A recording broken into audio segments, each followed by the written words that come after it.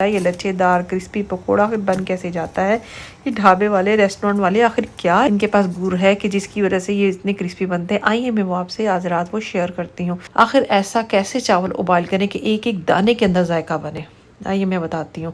एक और ट्रिप बताती हूँ कि अगर कोई शीशे टूट गया है उस शीशे को जो है समेटना कैसे है। अस्सलाम वालेकुम। सवाल ये पैदा होता है ये लच्छेदार क्रिस्पी पकोड़ा बन कैसे जाता है।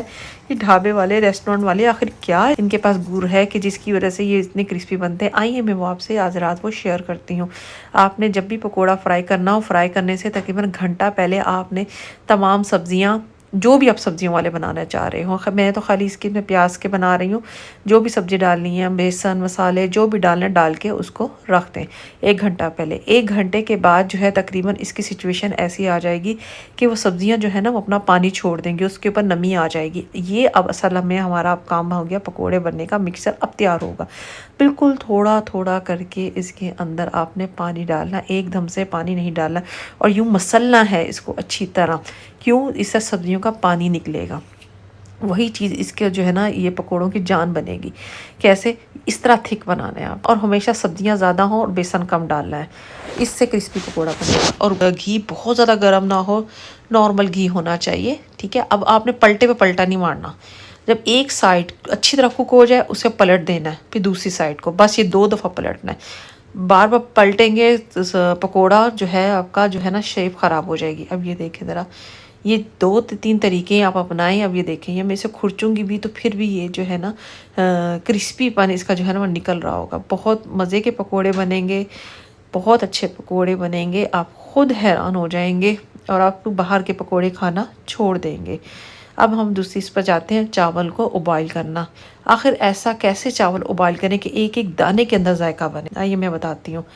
उबलते चावल के अंदर ज़ीरा डाला, लहसुन अदरक हरी मिर्च का पेस्ट डाला, आपने थोड़ा सा सिरका डाला, नमक डाला और इसके अंदर तकरीबन मुनासिब से 1 से 2 चम्मच जो है वो कुकिंग ऑयल के डाल दें। ठीक है। और इसके साथ ही आपने पिसी हुई सौंफ इसके अंदर डालनी है। और ये मैंने फ्रीज़ किया हुआ है, यानी कि मैंने काट के फ्रीज़र में रख दिया हरा धनिया और पुदीना।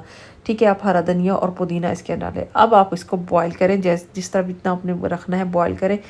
बहुत अच्छे आपके दाने दाने के अंदर जायका बनेगा। इसे बिरयानी के लिए भी ऐसे बॉईल करें, दाल चावल के लिए भी ऐसे बॉईल करें। आप हैरान रह जाएंगे चावलों के जायके पर। गर्म पानी में चावल डालें तो खोलता हुआ पानी नहीं होना चाहिए, इतना गर्म ना हो, बस गर्म पानी होना चाहिए, उबलते पानी में नहीं डालना। ठीक है।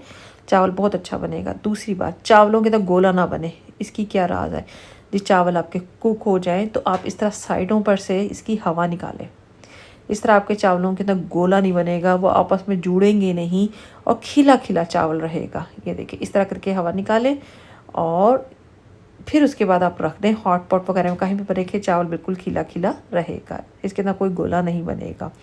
एक और ट्रिप बताती हूँ कि अगर कोई शीशे टूट गया है उस शीशे को जो है समेटना कैसे है। क्योंकि बड़ा शीशा तो हम उठा लेते हैं किसी डस्टे वगैरह से, देखिए नॉर्मली इस तरह उठाते हैं, इस तरह नहीं उठाना चाहिए। बड़ा शीशा तो डस्टे वगैरह पर रख के उठा लिया। बारीक शीशा कैसे करना है, कोई भी सूती कपड़ा लेना है, नॉर्मली इसके लिए टॉवल सही होता है।